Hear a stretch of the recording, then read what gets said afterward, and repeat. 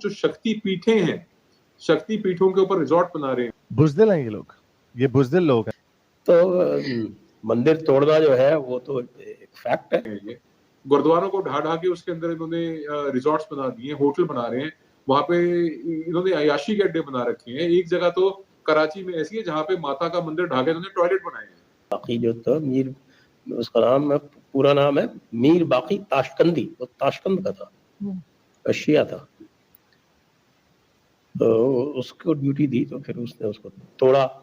मंदिर को जब तोड़ा गया, मंदिर को तोड़ के, क्योंकि एक वो कराची में कुछ इस तरह के शोबदेबाज किस्म के मौलवी निकले थे घोड़े के ऊपर बैठ के कि हम फलस्तीन जा रहे हैं, हाथों में तलवारें पकड़ी हुई थी। इतने जाहिल और डफर लोग हैं, वो ड्रामेबाजी लोग आवाम को बेवकूफ बनाने के लिए। इतनी बद्दुआएं दो, हमारा मुल्क और तरक्की करता चला जाएगा और तुम्हारा बेड़ागर्क होता जाएगा। वैसे घर जाके कभी अपने दादा का नाम पूछना। वो कौन था भैया? अमर अकबर एंथोनी में क्या नाम था? किशन लाल। और मैं बता रहा हूँ, महाराज की कृपा नाल बहुत जल्दी टूटेगा। और जिस दिन ये टूटेगा ना, मैं अपनी गाड़ी ले जाके करतारपुर साहब की पार्किंग में खड़ी करके बिना पासपोर्ट दिखाए, बिना $20 दिए अपनी गाड़ी में जाके हम दर्शन करके आएंगे। वो दिन आएगा, बाकायदा आएगा। और जिस दिन आएगा, आप ऐलानिया तौर पर बता रहा हूँ, वो दिन आएगा और फिर मैं वैभव और आप इकट्ठे हो जाएंगे, अगर आपको अल्लाह ने सलामत रखा तब तक तो। और मैं चाहता हूँ आप सलामत रहे और वो दिन भी देखें आप, हम आपको दिखाएंगे वो दिन। लेकिन भारत में जितने बड़े डिस्ट्रक्शंस हुए हैं, खासतौर से मंदिरों के, उसमें कहीं ना कहीं कोई न कोई सूफी आता है। तो जो ये जनाब थे सूफी पीर फजल अब्बास कलंदर, तो वो उन्होंने बाबर को परसुएट किया। कहते हैं कि बाबर को पहले इससे कोई खास मतलब नहीं था, लेकिन वो फजल अब्बास जी के प्रभाव में आ गया। तो फजल अब्बास कलंदर जी ने कहा कि इसको तोड़ो तो उसने फिर वो मीर बाकी जो था, मीर, उसका नाम है, पूरा नाम है मीर बाकी ताशकंदी, वो ताशकंद का था, शिया था।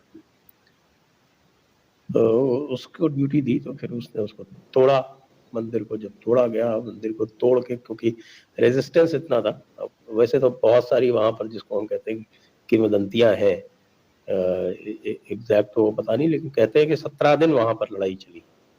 और 17 दिन लड़ाई चली और कोई लाखों हिंदू मारे गए, तब जाके वो इसके ऊपर काबू पाया था। और चूंकि इतना ज्यादा रेजिस्टेंस था और लगातार हो रहा था, तो उसने जल्दी में वो पूरे स्ट्रक्चर के ऊपर वैसे ही फटाफट तामीर करवा दी। इसीलिए बाद में जब उसका इन्वेस्टिगेशन हुआ आर्कियोलॉजिकल सर्वे वगैरह से, तो यही पाया गया कि सारे के सारे जो खंबे वंबे थे, वो सारे के सारे पहले के पुराना जो मंदिर था उसी के खंबे, जैसे आजकल देखते हैं ना वो काशी विश्वनाथ वाला है, उसकी पूरी की पूरी एक वॉल जो है वही मंदिर की वॉल है।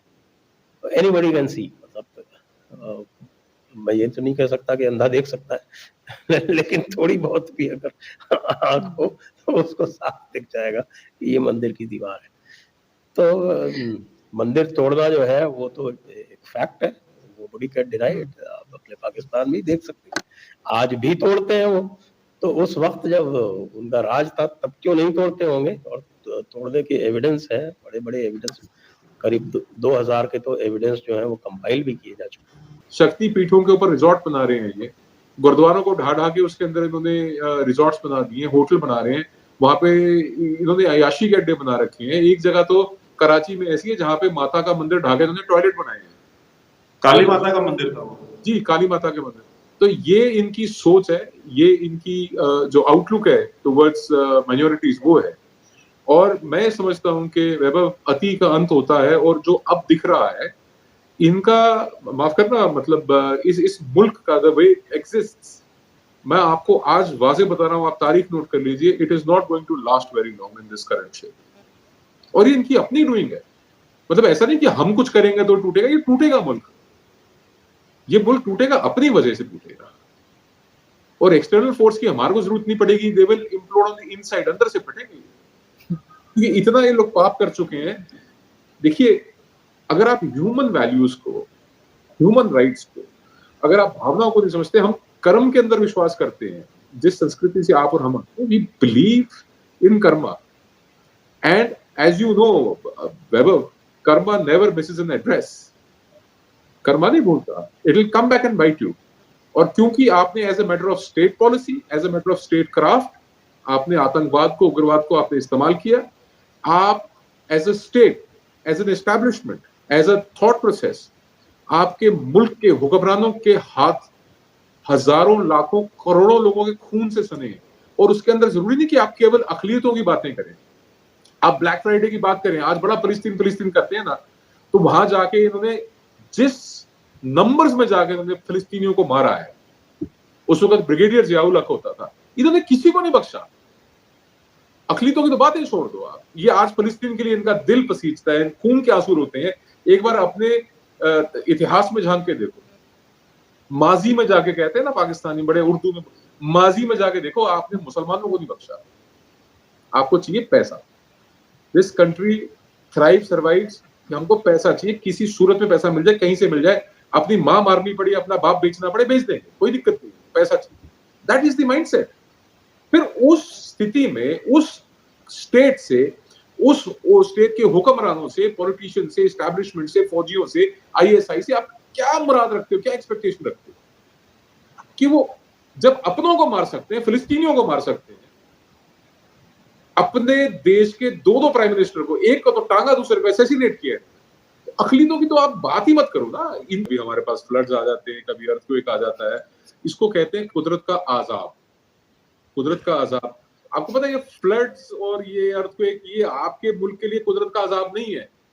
आपके मुल्क के लिए सबसे बड़ा अजाब जो कुदरत का है वो आपकी पाक फौज। इनको ठीक कर लो, आपका मुल्क ठीक हो जाएगा। They don't want to lose grip on power. ये अपने हाथ में जैसे स्टीयरिंग पकड़ लिया ना, या जैसे कोई बच्चा बल्ला पकड़ के बैटिंग करते हैं ना, कि मैं तो बैटिंग ही करूंगा, बस आउट हो गए, 4 बार आउट हो गए, 5 बार चित हो गए, फौज आपकी भारत से पिट गई 4-4 बार, अफगानों से पिट लिए आप, ईरान वाले आपके घर में घुस के आपको फेल गए, चाइना वाले आपके ऊपर बिल्कुल कब्जा करी बैठे हैं। आपने अपनी एक एक जो बिल्डिंग है, या आपकी इमारतें हैं, या इंफ्रास्ट्रक्चर है, या आपका जो रियल एस्टेट है, आपके हाईवे तक आपने जो गिरवी रखे हुए हैं, पर ये कहते हैं कि मैं आउट नहीं हुआ, फिर बॉल डालो, मैं फिर खेलूं। सो कुदरत का सबसे बड़ा अजाब जो है आपके मुल्क के ऊपर पाक फौज है। सुन लो एक बात। दूसरी बात, आपने कहा कि ये फौजी जो है सिर पे ग्लास रख के नाचते हैं, या बेसमेंटों में नाचते हैं, कैमरे नहीं जाते। आपको पता है नाचते नाचते नहीं, इनके स्थान विशेष में गोलियां भी मारती है इनकी घरवालियां, इनकी जो बेगमें हैं, इनके गोलियां भी लगती है, और कहां कहां लगती है मैं बोलना नहीं चाहता हूं, आपको बता देगा। I don't want to get there, उस जगह मैंने जाना नहीं।